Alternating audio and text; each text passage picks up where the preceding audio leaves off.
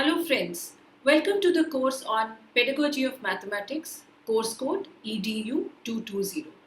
In this video, we are going to talk about mathematics as a study of pattern. So the learning objectives in this video, you will be able to understand how different areas of mathematics can be associated with their respective patterns, discern the role of pattern observations and attract generalizations in the development of mathematics. You would also know about the art of thinking mathematics.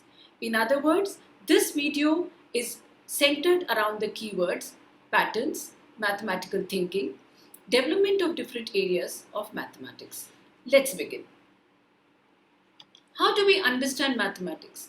Mathematics is actually a man-made subject. And what do I mean by a man-made subject? Mathematics actually is a subject made from the mind of man. Similarly, like language. If you see language, there is a syntax, there is a way of doing, there is a semantic structure. Similarly, in mathematics also, there is a syntax of doing things, there is a symbolic representation. It has its own notation which was given by human beings, which has evolved through the civilizations, and so we can call that mathematics is actually a subject that was created by human mind. Mathematics is all about realizing its beauty and an intellectual challenge. To do mathematics triggers your mind. You have to think, you have to evolve, you have to bring out certain variants. That's how mathematics, and that's the beauty of doing mathematics, that it is centered around intellectual challenges. Suppose there were two people who came out with a proof of a very long theorem, but the person who took out the proof in an elegant and a short way is considered to be more sophisticated, and that was what we mean by beauty of doing mathematics. So mathematics is a process of thinking.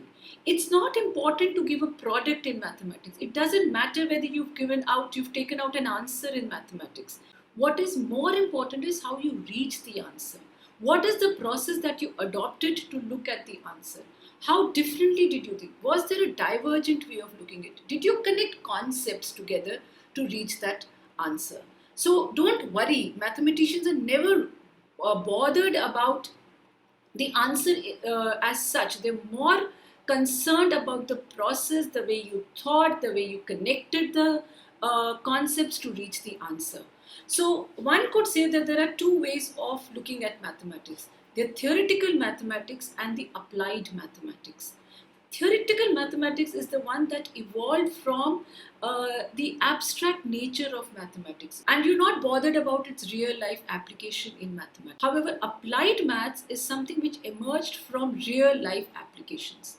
Now, these two have already been a dichotomous way of looking at mathematics. Some say that mathematics is very abstract, the others say that mathematics is very applied. You have to look at it, the idea of mathematics is very sophisticated, and it is not pure. Mathematicians are not purely worried about its real life application. Now, that's a different story, that eventually you come out with an application of it. For example, if I have a conjecture in my mind, the pattern between the prime numbers, the difference between two prime numbers, it is increasing, decreasing, or what is the pattern which one holds between two prime numbers?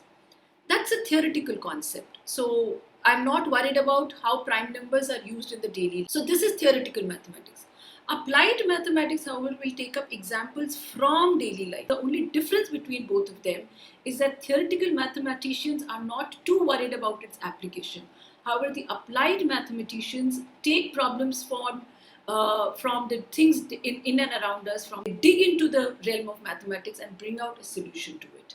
So mathematics in itself is a vast subject in which there are many fields. As a theoretical discipline, mathematics explores the possible relationships among abstractions without concern for whether these abstractions have counterparts in the real world.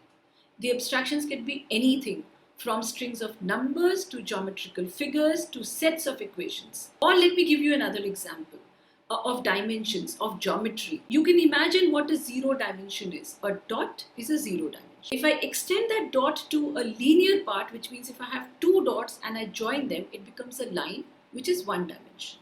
Now that's fairly enough for us to imagine. From that one line, if I drop another one and move on to a plane and I make a square, which is on a planar geometry. So in a planar geometry, I've made a square. I can extend that square, bring up its sides and bring up to the third dimension, and it will make a cube. That's fairly easy for us to understand, and we can visualize from a dot to a line to a square to a cube. How about if I tell you what would this look in the fourth dimension? Can you think about a shape which has 4 dimensions? From cube, can you go to a fourth dimension? Imagining this is very difficult because our visualization is limited to only 3 dimensions. However, theoretically, one can come to 4th dimension and talk about a hypercube. Theoretically, I can write its coordinates. So what would be the essence of doing mathematics? Let's come to this directly. All mathematics is based on patterns. It has key components of pattern observation, abstraction, making conjectures, and doing generalizations.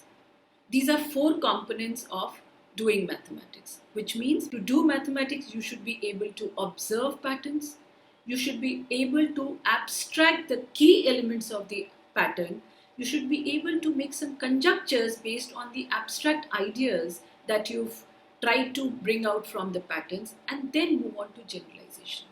All areas of mathematics are centered around these 4 aspects.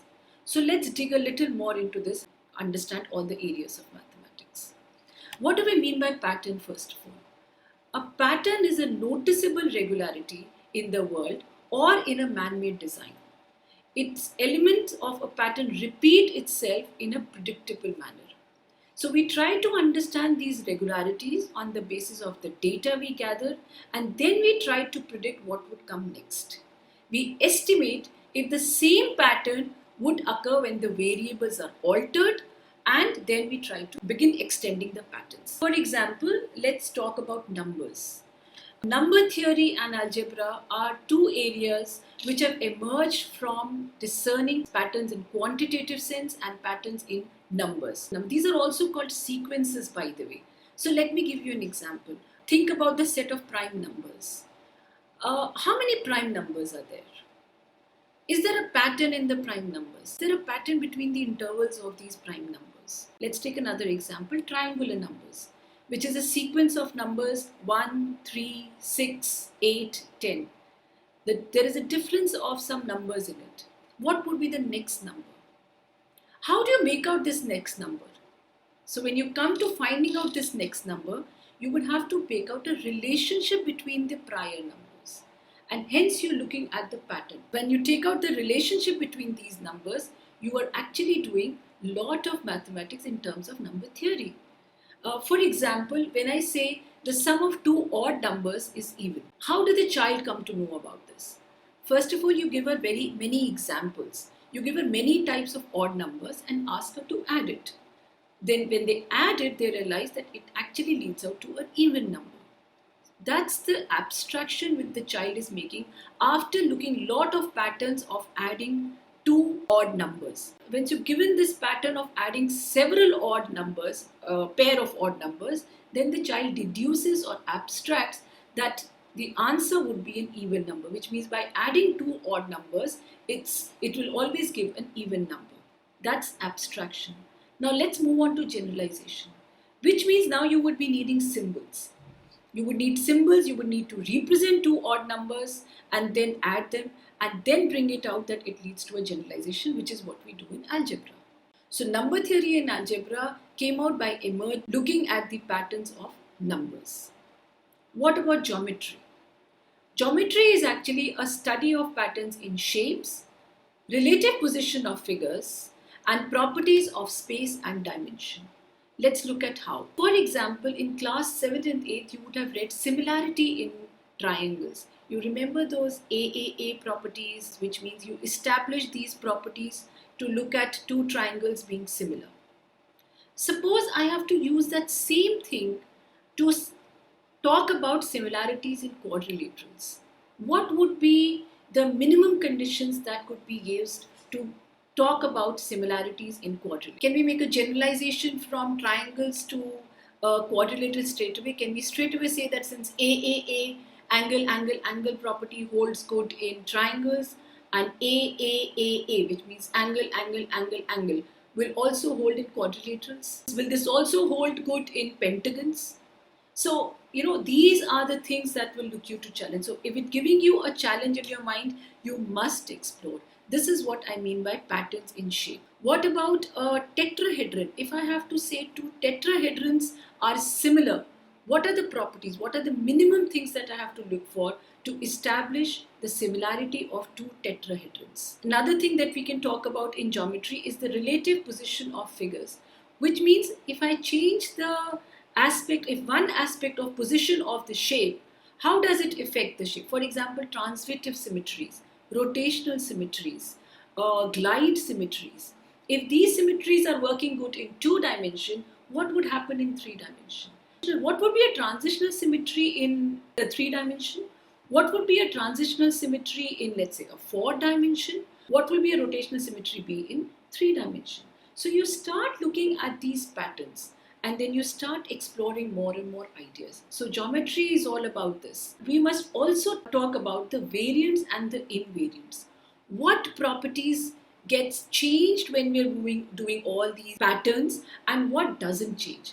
That's the beauty of it. So there's something that would change, but something would remain stagnant. Similarly, if we start looking patterns in data and variability, we explore the whole new area of statistics. Statistics is nothing but looking at how the data behaves, how the variability in the data affects the data, what interpretations can we make from this data. In this case, we are looking at patterns of data and the change in the data or the variability, the dispersion in the data and how it affects. How is one data related to another data? How does one data gets affected by another data?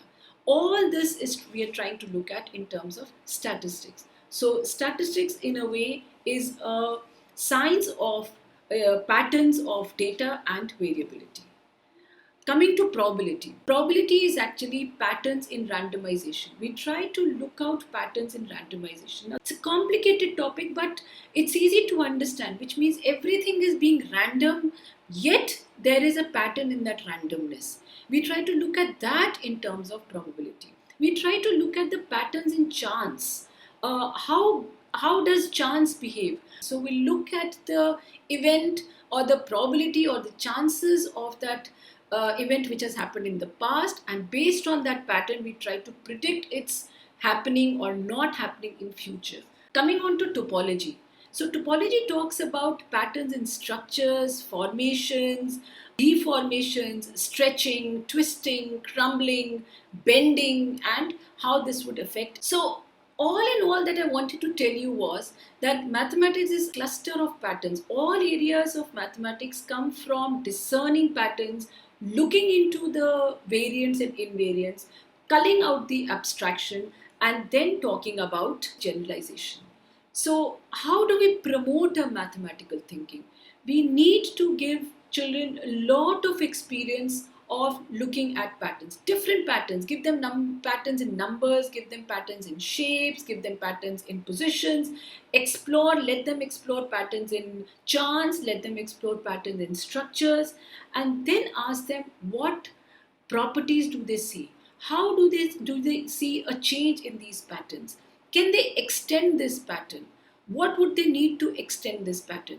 If they change this pattern and create new patterns, what would be the invariants? Let them explore this. So mathematically about looking at patterns, discerning them, changing them, recreating them, and then looking at what changes and what doesn't change. So this was a glimpse on how all areas of mathematics can be associated with their respective pattern generalization. If you want to read more about this, I would highly recommend Introduction to Mathematical Thinking by Keith Devlin. And you should also read On the Shoulders of Giants, New Approaches to Numeracy, written by L.A. Steen.